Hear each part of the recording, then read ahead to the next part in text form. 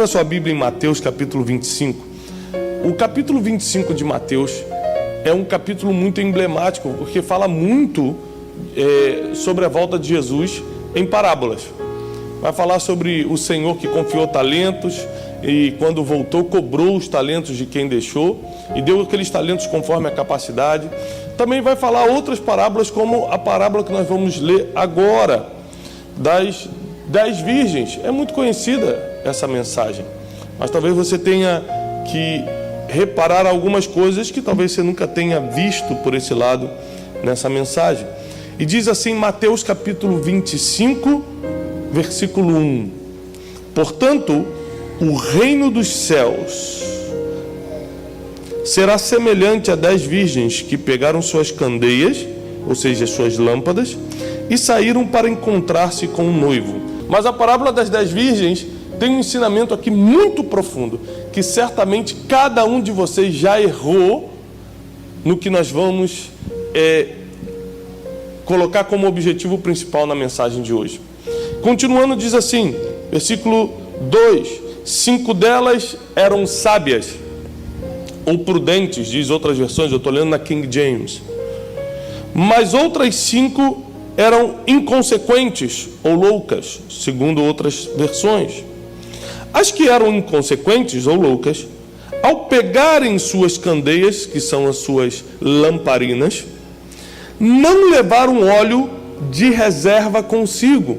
Deixa eu te explicar. Naquela época não existia luz. Olha aqui, a gente está de frente com um holofote.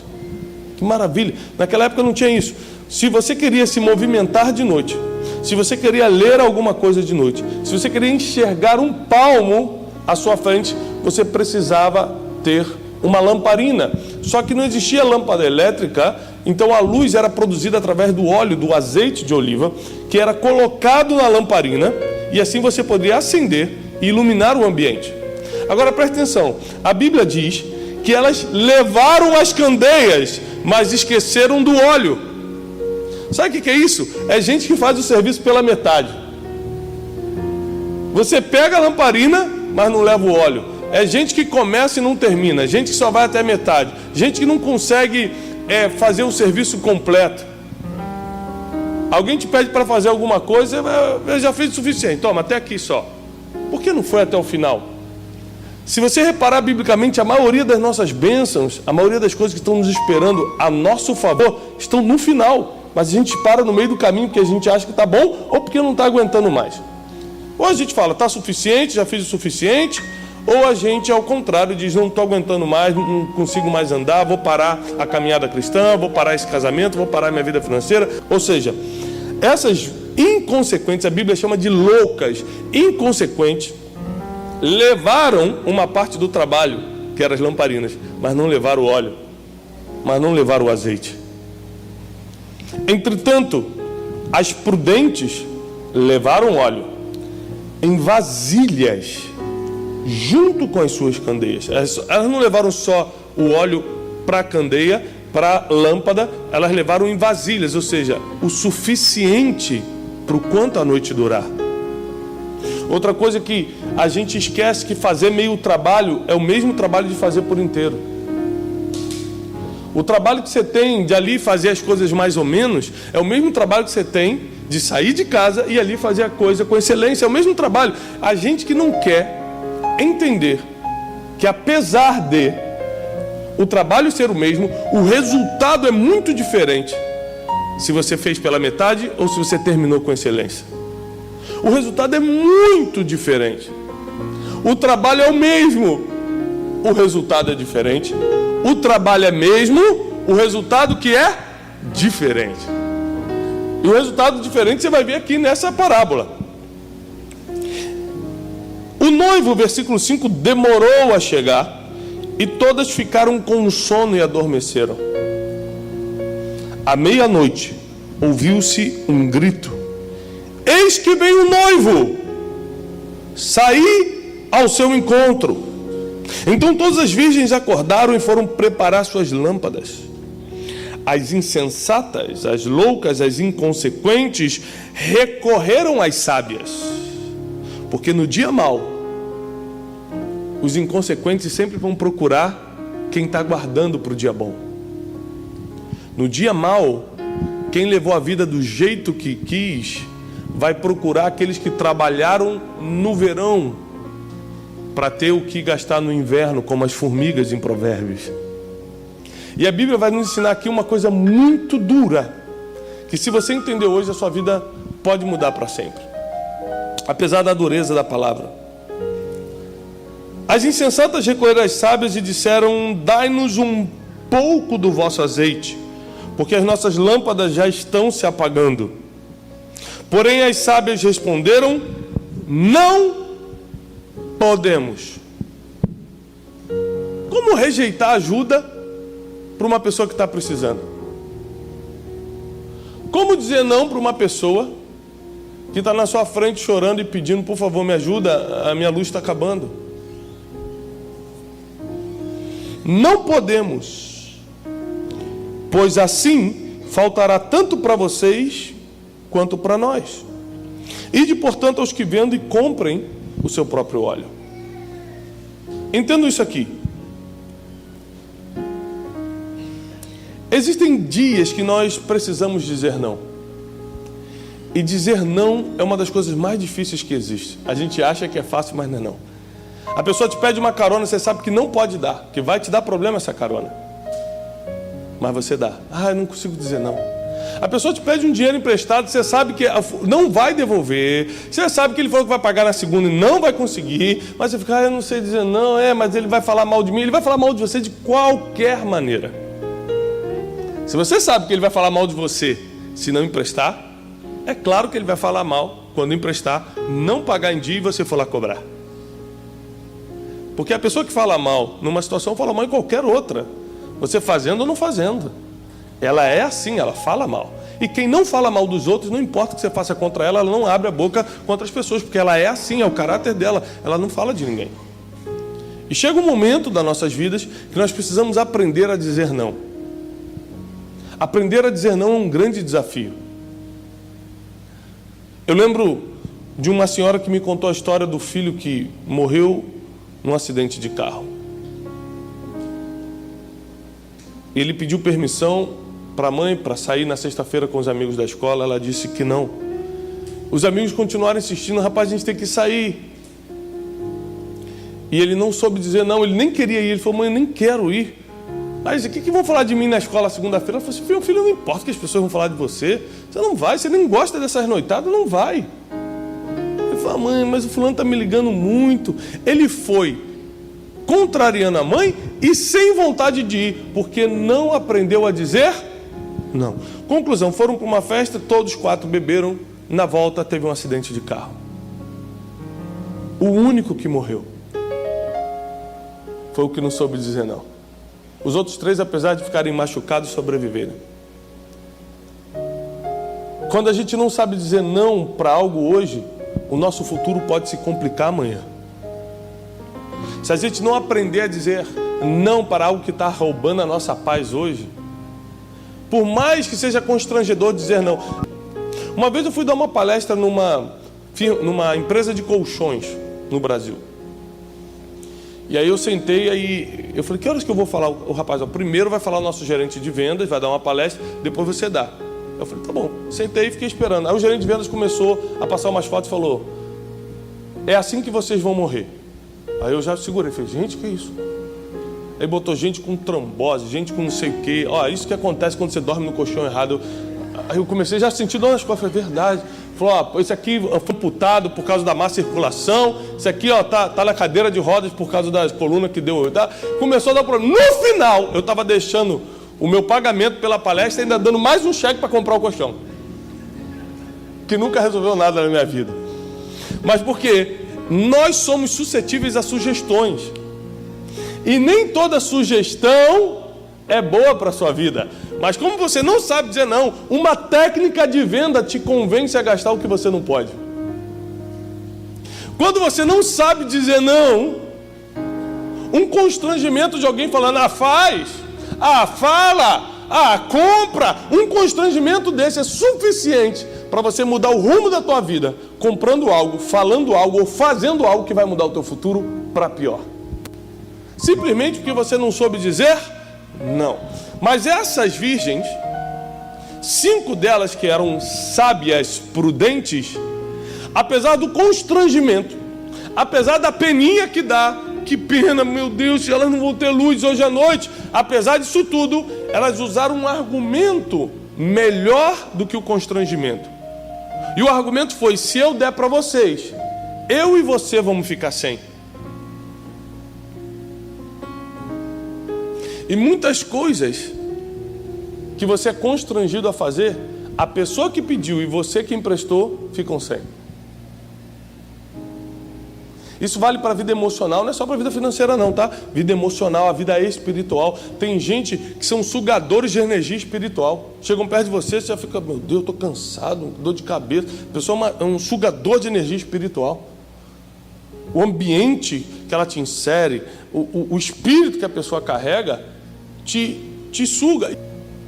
Às vezes a gente não sabe dizer não por uma oportunidade que você sabe que vai quebrar um princípio. Tiago, como eu identifico uma oportunidade que é minha e uma oportunidade que não é? Simples, são as oportunidades que quebram um princípio, não são para você. Davi estava fugindo de Saul. Saul queria matar a Davi. Saul era o rei, Davi era o fugitivo. Uma vez ele consegue entrar no acampamento de Saul, e Saul está dormindo com a sua lança cravada no chão ao lado. Abissai, um homem da segurança e da confiança de Davi, diz: o Senhor Deus entregou o teu inimigo nas tuas mãos. Usou a Bíblia para provocar um erro na vida de Davi. O Senhor entregou o teu inimigo nas suas mãos. Pega a lança e mata. E Davi, não sei, ele falou assim: se você me der a ordem, eu pego a lança e mato ele num golpe. A oportunidade era clara, era boa, ia acabar com os problemas de Davi, ia acabar com a humilhação que ele estava passando. Chega de dormir em caverna agora é hora de palácio. Ele podia usar a palavra também para falar a verdade. Chegou o dia da dupla honra, no lugar da minha perseguição, da minha vergonha, Deus vai me dar dupla honra. Só tem um problema: aquela morte ia quebrar um princípio, porque a Bíblia diz para não tocar nos ungidos do Senhor, e Saul ainda era ungido. Tanto que Davi faz uma pergunta para Abissai: Abissai, você sabe de alguém que tocou em um ungido do Senhor e ficou inocente? E ficou por inocente? E ficou por isso mesmo? Abissai: não. Então quem sou eu para tocar em Saul? Deixa ele aí. Existem oportunidades que você tem que dizer não, porque quebram princípios. É uma ótima oportunidade, vai ganhar um dinheirinho agora, mas quebra um princípio. É uma ótima oportunidade, vai fazer o documento sair mais rápido, mas quebra um princípio.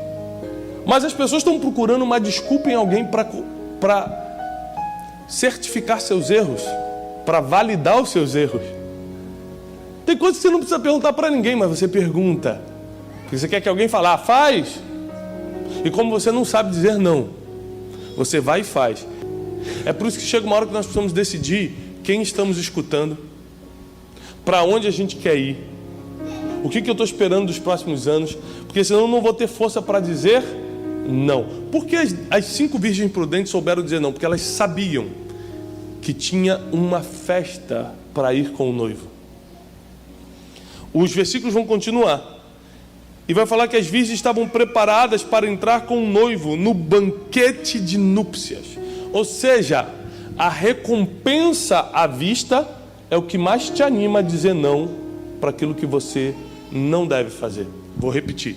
A recompensa à vista, quando você sabe para onde você está indo, quando você sabe o que Deus vai te dar, quando você tem noção da recompensa, isso te anima a dizer não para as coisas que você não pode fazer, para as propostas que não pertencem a você, para oportunidades que quebram princípios, para pessoas que vão entrar na sua vida e te pedir uma coisa e só vão trazer prejuízo, inclusive emocional.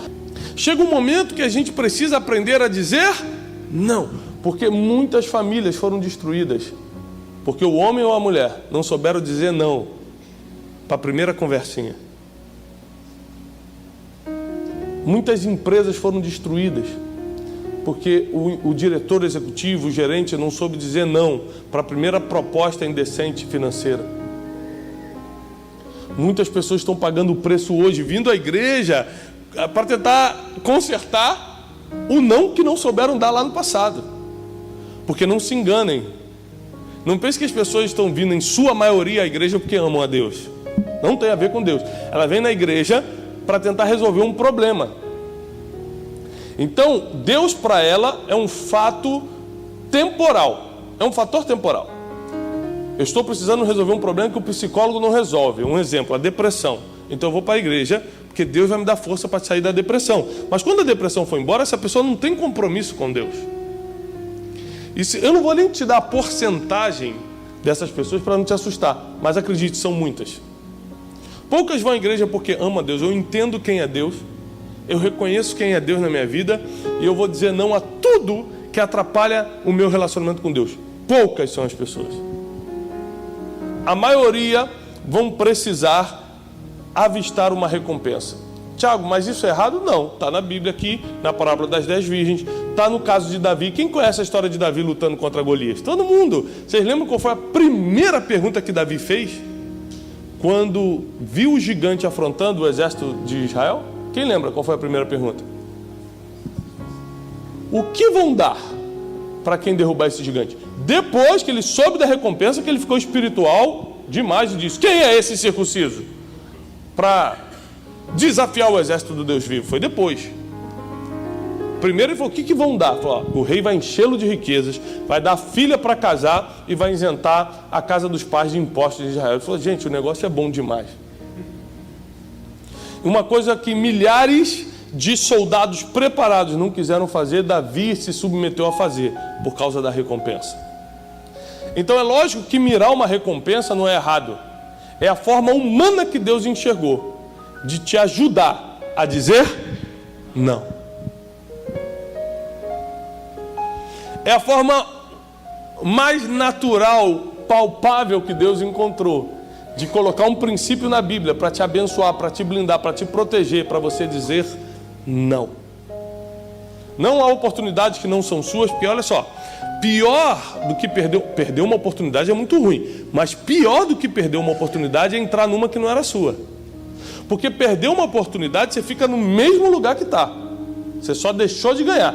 Entrar numa que não é sua, você perde 10, 15 anos vivendo a vida de outra pessoa. Quando desperta, passou 15 anos. Então dizer não, no mundo de hoje, é uma habilidade natural, emocional e espiritual que precisa estar em você, para você conseguir entrar nessa estrada e viver o que Deus tem para você. Entrar na estrada da vida, vivendo o que Deus tem para você, o propósito que Deus tem para você. E a Bíblia vai terminar dizendo, versículo 10, mas elas saindo para comprar, chegou o noivo. Quando as 5 insensatas, loucas, imprudentes, falaram: então vamos lá rapidinho, porque o espertinho sempre acha que dá tempo. É rapidinho. Eu vou e vai dar tempo. Ninguém vai ver, ninguém vai perceber. E eu vou fazer, Jesus vai voltar só daqui a 10 anos.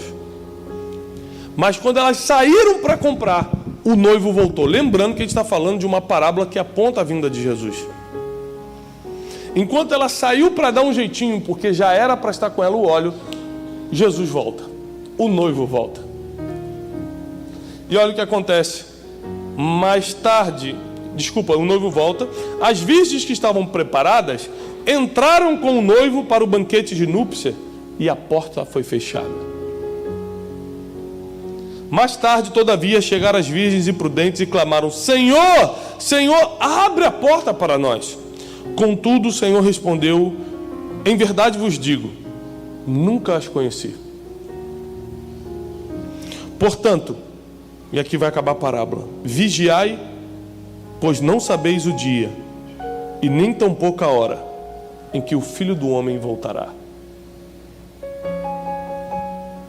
A gente não tem a mínima ideia se Jesus volta hoje ou se a gente morre amanhã. Porque tem 2 formas de encontrar Jesus: ele voltando ou a gente morrendo. Como ninguém quer morrer, a gente está na esperança que ele volte. Não é isso? Mas são as 2 formas. E a gente não sabe nenhuma nem outra. A gente não tem ideia de quando Jesus volta para buscar a igreja. E a gente não tem ideia quando a gente parte dessa terra. É por isso que dizer não é só uma questão de ser bem-sucedido na terra, é uma questão de salvação. Dizer não é só uma questão de viver bem no casamento, na vida financeira, porque você disse não a uma oportunidade que ia te levar para o buraco. Dizer não é só uma proteção emocional, porque você deixou de ficar chateado com um monte de amigo porque disse não naquela situação. Você pode até ficar incomodado na hora do não, mas você não fica ferido depois. O problema é que o conforto de dizer sim pode trazer uma ferida que não fecha depois. E às vezes é melhor você passar pelo desconforto, pelo desprazer de dizer não agora, mas não ter feridas no passado, no futuro, do que dizer sim e ficar todo arrebentado depois. Chega uma hora que nós precisamos dizer não só por causa da vida que nós podemos levar melhor aqui na terra, mas por causa do céu que nos espera. Por causa da eternidade, que a porta está aberta para quem está com a lamparina e com o óleo, ou seja, quem está fazendo o serviço completo. Quem está pela metade, ou seja, gente, isso aqui é muito sério.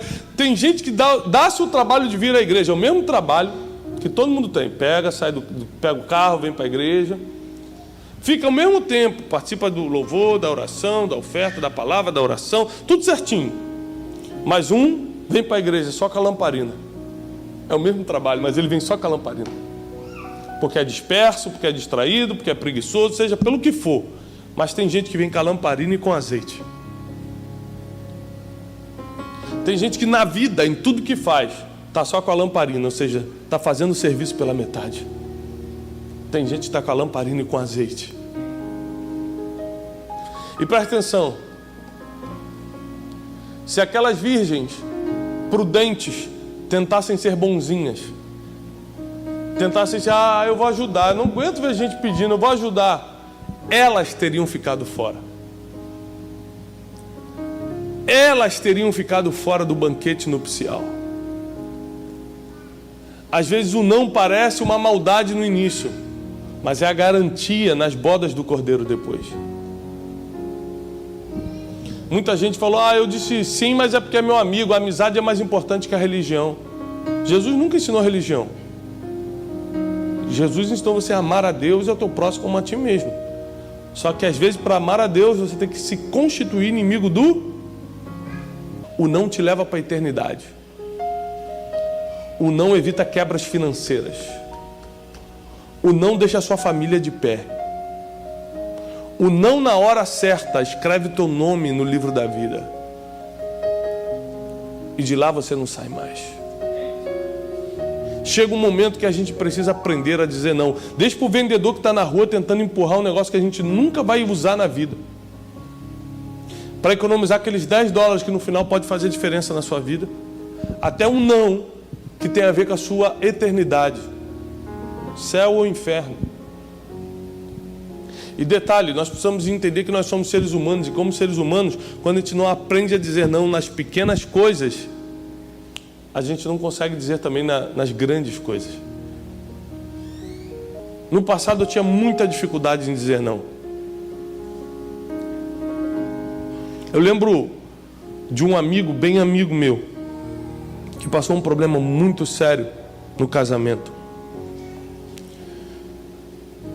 Ele estava saindo da igreja e uma irmã da igreja pediu uma carona porque eles moravam no mesmo bairro. E quando ela pediu a carona, ele estava sozinho, ele sabia que isso é estranho. Ele falou, é estranho. Vou dar carona, por mais que não tenha realmente nada a ver e tal, mas eu sou casado, ela também, vou entrar no mesmo carro, ir para um lugar, dar carona. Ele ficou com aquilo na cabeça e ficou sem paz, mas ficou constrangido. Ela, puxa, é que tá tarde, pegar um ônibus. Naquela época não tinha Uber, era só táxi caro e tal. E ele ficou constrangido. E, tá, vamos lá rapidinho.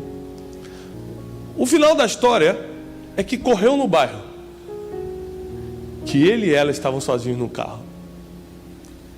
Até provar que ele só deu a carona para o marido dela e para a esposa dele, gerou uma divisão na igreja enorme.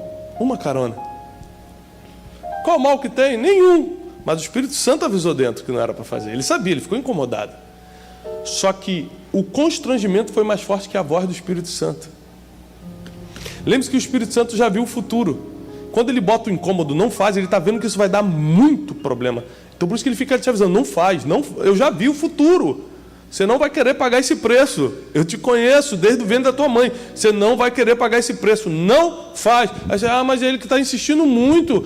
Mas é rapidinho, é só uma carona, é rapidinho, não tem nada a ver. E pronto, criou um problema que gerou separação nos 2 casamentos. Detalhe, ele é meu amigo, nunca, realmente, nunca se encostaram. Nunca teve um problema realmente. Eles nunca tiveram um caso, nada disso. As 2 famílias foram perdidas. Nós precisamos aprender que existem coisas que você realmente nem fez, mas porque não soube dizer não. Porque a Bíblia diz, fugir da aparência do... É porque Deus sabe que só a aparência já te derruba, não precisa ter o mal. Você não ia falar, fugir do mal. Foge do mal, da aparência não tem problema. Mas a Bíblia sabe de todas as coisas. Ela diz, fugir da aparência, da forma. Se alguém achar que está fazendo, já foge dali, porque dá o mesmo problema se tivesse feito. Mas porque não soube dizer não, teve que arcar com as consequências. Eu queria muito que você hoje se concentrasse no que Deus está te pedindo para dizer não. Às vezes é uma coisa natural, às vezes é uma compra. Você sabe que não pode comprar tal coisa. Às vezes é uma amizade. Você sabe que essa amizade não acrescenta em nada. Eu não estou falando de amizade cristã e amizade mundana. Não é isso não. Amizade que te acrescenta, amizade que não te acrescenta. Porque tem gente que é da igreja e não te acrescenta. Amizade que soma na sua vida, amizade que não soma na sua vida. Amizade que te aproxima de Deus, amizade que te afasta de Deus. A gente tem que aprender a dizer não. Porque existe um plano divino para a sua vida, aqui na terra e na eternidade. Deus quer que você viva uma vida que reflita o amor de Cristo aqui na terra, mas também viva com Cristo na eternidade. O seu não hoje não só garante uma vida de abundância na terra, mas uma vida eterna nos céus. Eu encerro dizendo que eu estou nesse altar hoje, não pelos sims que eu dei na vida, mas pelos nãos que eu falei. O não te leva mais longe do que o sim.